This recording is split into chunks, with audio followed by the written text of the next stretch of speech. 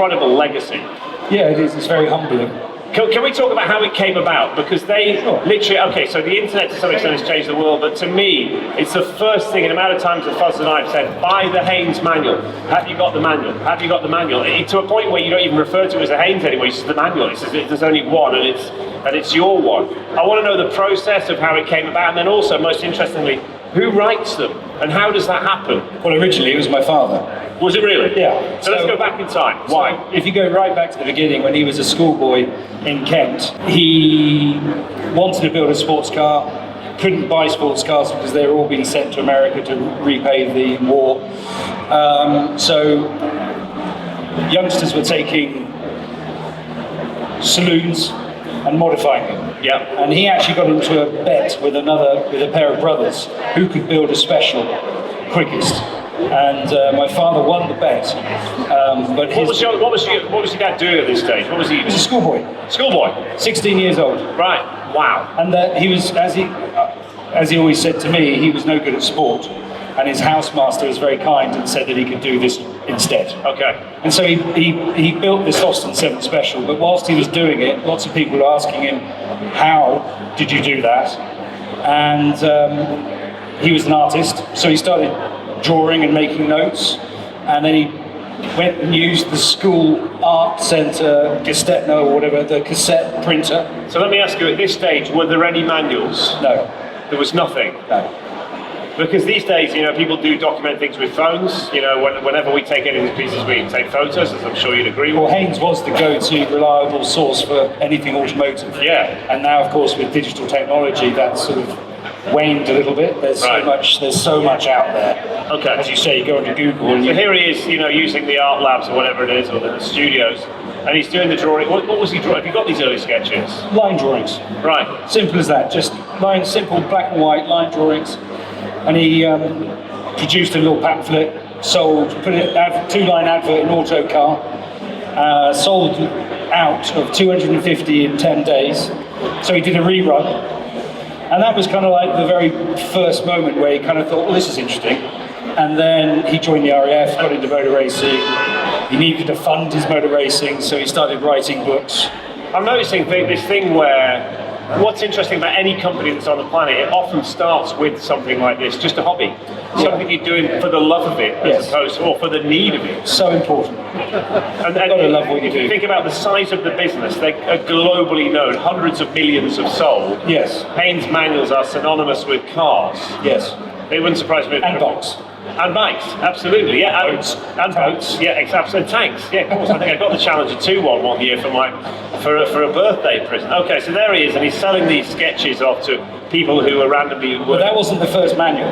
Right. That was just a publishing. So for the first, 10 years, he was just producing books to fund his motor racing. The first manual came about when he was stationed in the RAF in Aden, in Yemen. Right. And a friend of his had a Austin Healey Frog Eye Sprite.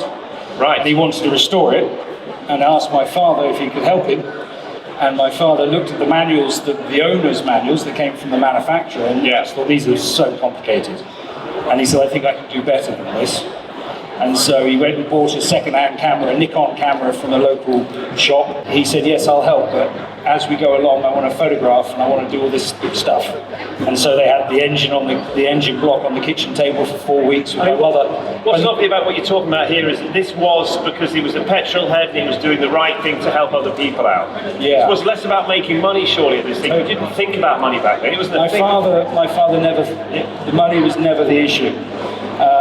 So it's all the right reasons. Yeah, it was always about giving back to something that gave him so much. Yeah. And so was he the mechanic as well? Yes, but he was a smart guy. He wasn't a mechanic in the sense of a trained mechanic. No. And he always said he was probably the world's worst mechanic. Right. Whenever he had to have a photograph of it pointing at something and get my mother to put her finger there because his fingers were all cut and bruised and bashed. I clearly remember those pictures, and it was your mum's thing of pointing at something. Yes. Yeah. Right. So this was very organic in the way this came about. Yeah, and they did that one manual, and then they realised that actually put a different cover on it, and you can produce, I can't remember what it was now, got blank, but it was a Sprite or something that basically shared virtually all the same component parts. So you could basically lift, cut and paste large sections of the original manual into the new manual. Sharing the same engine, which Exactly. whatever it happens. Exactly. And then, you know, I think he did about 10 manuals himself, and then he made the very big decision to leave his career in the RAF to become a full-time publisher. And by this stage, was it taking off? Was it working for him? Was it becoming known as the Haynes Manual? Yeah, it was, and there wasn't anybody else really doing it. Certainly not the level that he, because the most important thing about the manual was the fact that every car was stripped down, photographed, recorded, and the whole process was done real. It wasn't done AI or whatever. Yeah. It was actually Done done for real. and therefore the information that was shared was information shared from a genuine experience rather than just from reading it from a book. But here's the thing, you know, considering how many manuals there are, that's a whole lot of cars to rebuild. I mean, we've done we're approaching 140 cars for Car SOS. That's, in terms of how many publications, how many different... Oh, I couldn't say. Thousands, right? Must be. But for every one of those, you've had to rebuild it. Yeah, pretty much. Well, yes and no, because obviously lots of cars share platforms. Yeah.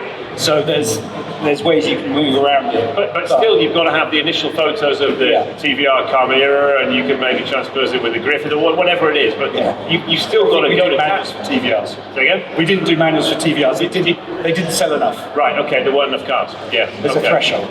So, at what stage did it become sort of commonplace in the industry and also in people's homes? Oh, I don't know. I would imagine that would have been in the 70s. Right.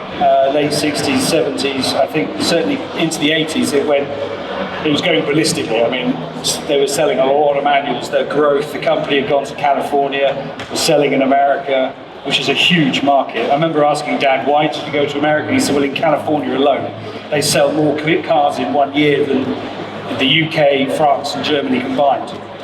That's why we're going to America. I mean, that must have been right. So, what's your background though? What was your dad's background? To be from a fairly humble background, I dare say, being in the RAF, just whatever, doing working underneath somebody, to all of a sudden now setting up what became the biggest and most celebrated automotive repair manuals in the world. Like a lot of successful people, he didn't just have success with the manuals. Before the manuals came along, he had lots of other little business interests that he started. They failed. I mean, I only found out when he was 80 that he was kind of like the original Stelios from EasyJet. Really?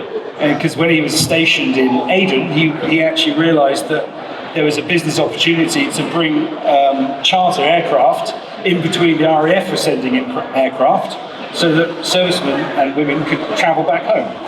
And so he did that and then he sold it, and that basically gave him the seed capital to then invest in his publishing.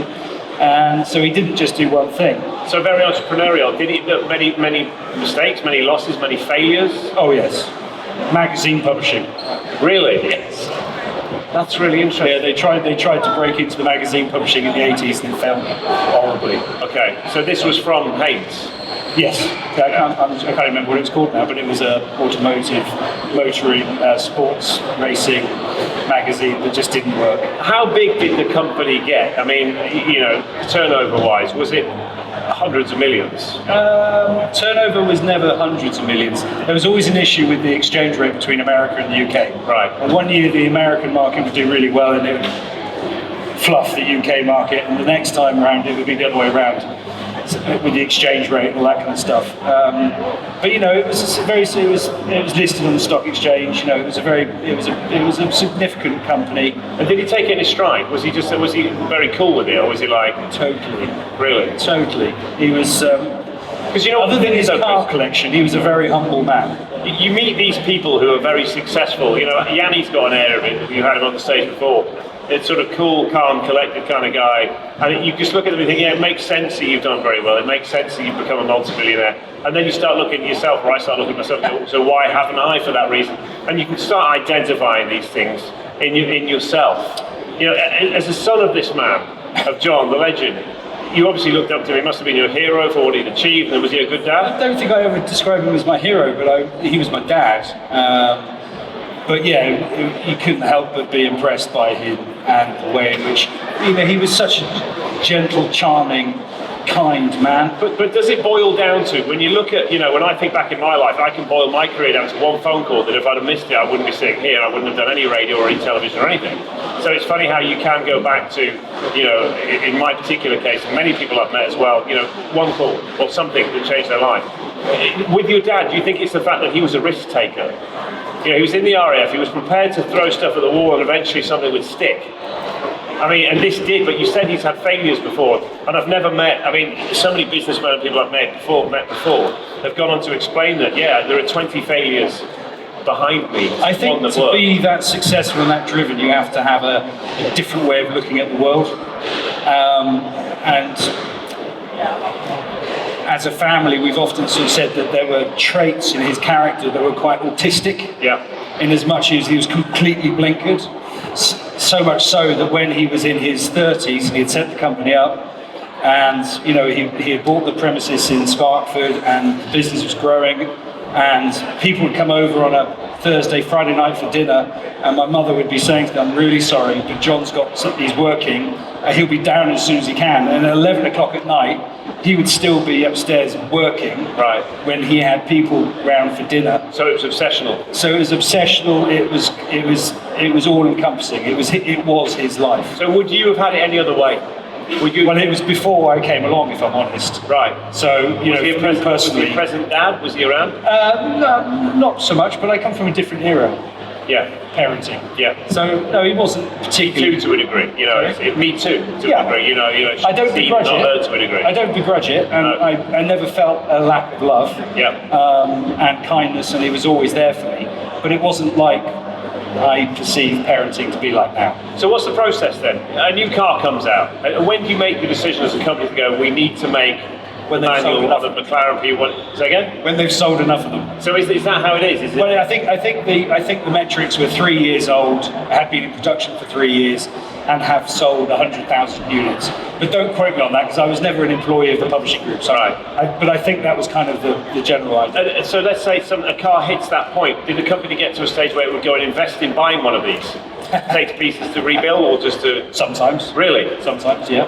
So and sometimes they would hire them. Right, what? Hire the car to take it to pieces, give it back to Enterprise or whatever? Oh, no way. No miles on it.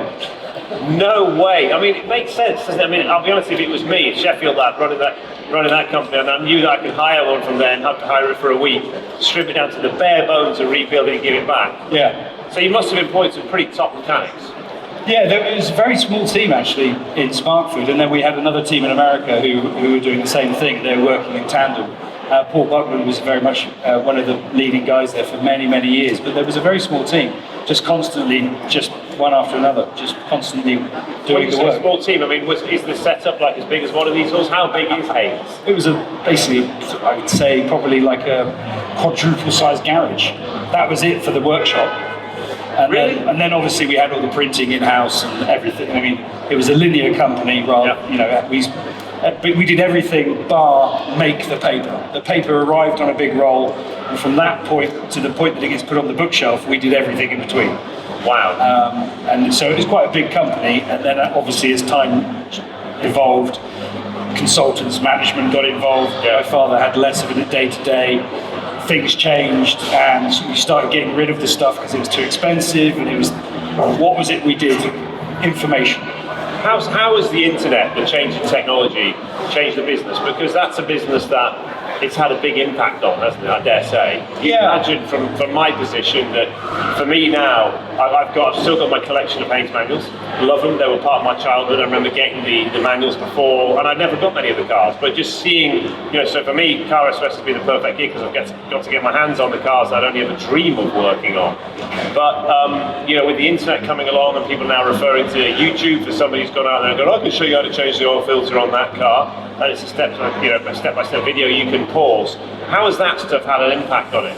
Well, it has had an impact, obviously, but the manuals are still popular. As a family, we actually identified some time ago that digital was the way forward, and we had positioned ourselves and developed, or the company had, not me personally, had developed a digital platform, Haynes Pro, and we got it positioned, and we sold the company. So we sold it to a information technology digital company called InfoPro Digital, and they wanted the brand. But it was Dad, and sadly, he was on board with it, but he died before it happened. Right. So he didn't. And is that always the way it goes? There's always maybe. a story like and then my brother with the GT Cup race championship that he founded, I basically, my job is looking after their legacy. Yeah. Which is why I'm involved with the Haynes Museum. Right. And how's that been, looking after your dad's legacy? I loved it. I mean, it's, for me, I was never involved in the publishing group. I was pretty much always involved in one way or another with the museum, either building the museum with my building company or running the museum as chief executive, and then later I became a trustee. But the legacy that he's left there is where most of our attention and family resource goes towards. Right. I've often wondered what it would be like to be the son of somebody who's created something so monumental. I mean, because you're always going to... I try not to think about it too much. Do you not?